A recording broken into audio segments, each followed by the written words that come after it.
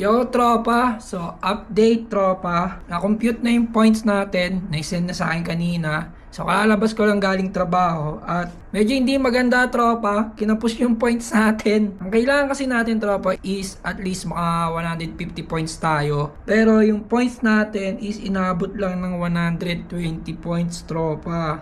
Kinapos tayo ng 30 points. Tingin ko tropa kasi galing akong release tapos 2 years pa lang ako sa company. Kaya tingin ko talagang kinulang yung points natin. So ito yung computation ng points natin tropa, papakita ko sa inyo. So yan, makikita nyo, ang points na inabot natin is 120 points lang. So yung unang points natin tropa, yung annual average income in past 2 years, naka 50 points lang tayo. Tapos Korean language skills, yun nga kasi hindi pa tayo nakapag Korean language tropa kasi kailangan magkaroon tayo ng certificate nun. So medyo malaking puntos yun.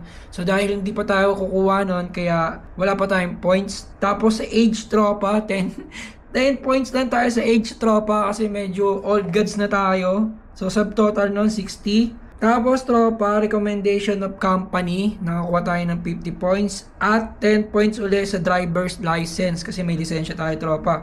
So another 60 points uli yon, so total ng 120 points tropa. Meron dito mga yung at least 3 years continuous in company workplace, work for 3 years more than in population, hindi kayang area. So wala tayo ng mga yon tropa. Kaya nakuha natin is 120 points lang tropa. So medyo di magandang balita yon, pero ang isang magandang balita dyan tropa is magagawa ng paraan yon. Yun nga lang, mag-add tayo ng 400,000 won tropa. Yun yung gagawa ng paraan ng agent na kausap natin. Mag-add na lang tayo tropa para matuloy yung pag-apply natin ng E7 kasi wala tayong choice. So mapapamahal tayo tropa, pero ganito ko na lang siya tignan tropa, investment. So investment ko na lang siya tignan tropa kahit medyo mapamahal tayo. At least ma-approve yung visa natin, walang problema yan kasi malaking bagay yan, malaking magiging balik sa atin yan. So kahit medyo mapamahal tayo tropa, tinitingnan ko na lang siya as investment. So ganun na lang tropa kasi ganun talaga tropa, bago pa lang tayo sa company, 2 years pa lang tayo kasi galing tayong release. Maganda lang dyan is may chance tayong ma-E7. So yun yung gagawin ni agent, babayad tayong 400k. So tingnan natin sa susunod tropa kung anong mangyayari.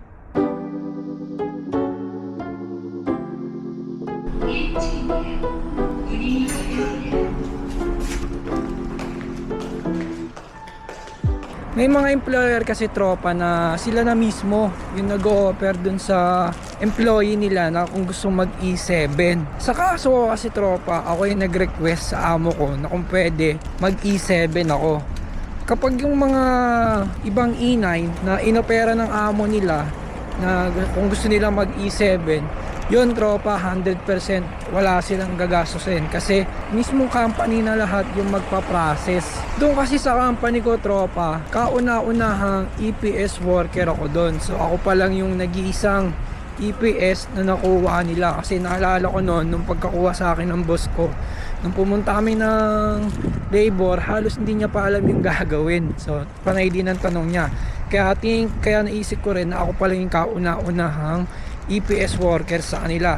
Kaya wala rin din silang idea kung paano mag E7 visa. So medyo malaki yung magagastos natin sa pagpapalit ng visa tropa.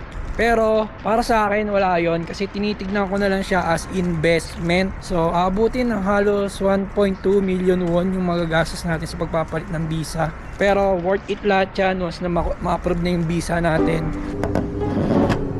예약 번호를 입력 후 다음 버튼에 보내시려는 상품을 저울 위에를 측정해 주세요. 송장 출력이 완료되었습니다.